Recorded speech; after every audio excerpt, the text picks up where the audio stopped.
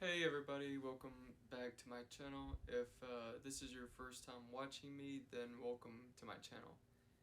In this video, I want to try to give my best attempt to try to convince you to watch anime.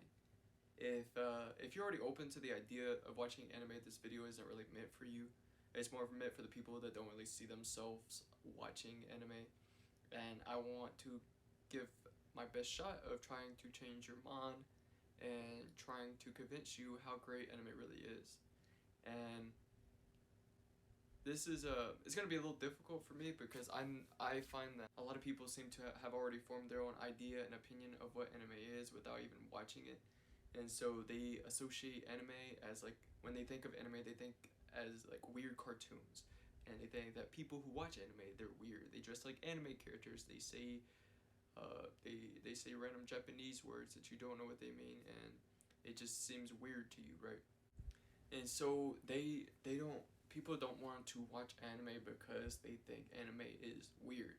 So why would I watch anime? If I watch anime, I would be weird, and that's why it's so hard to convince people to watch anime.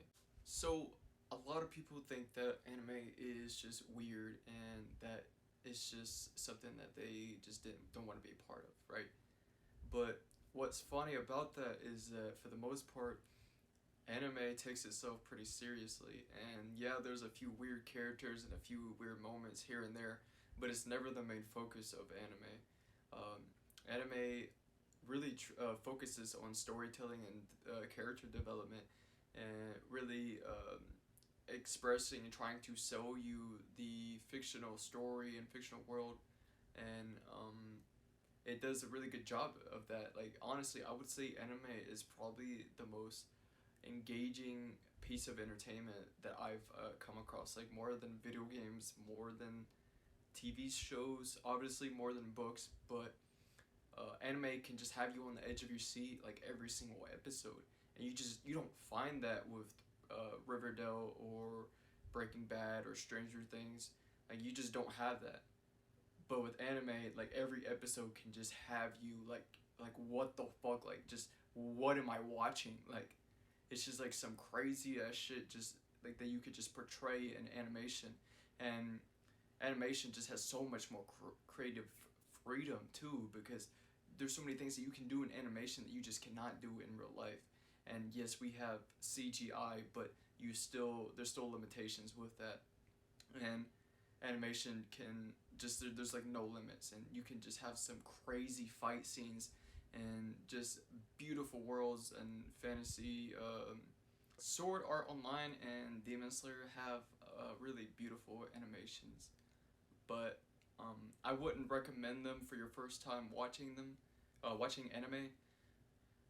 For your first time watching anime, I would actually recommend Death Note, and Death Note is actually it's actually considered one of the best animes, and it is like, so Death Note has like some really intelligent characters, and like they're like literally 1,000 IQ. And if you have ever seen the movie Limitless with Bradley Cooper, he played this guy named Eddie Murrah, and he would take this NZT pill, and it would just allow him to just fucking have, like, I guess, all access to his brain and just be able to solve calculus problems within like 5 seconds, basically.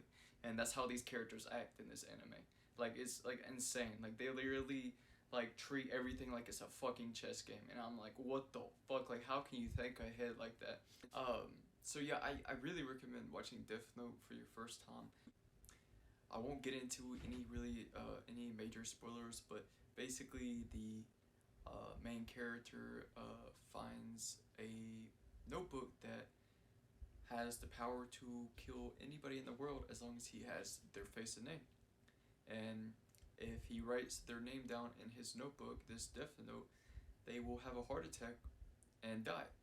And once he obtains this notebook and he understands his power, he uses it to try to kill all the criminals and try to eradicate evil from the world.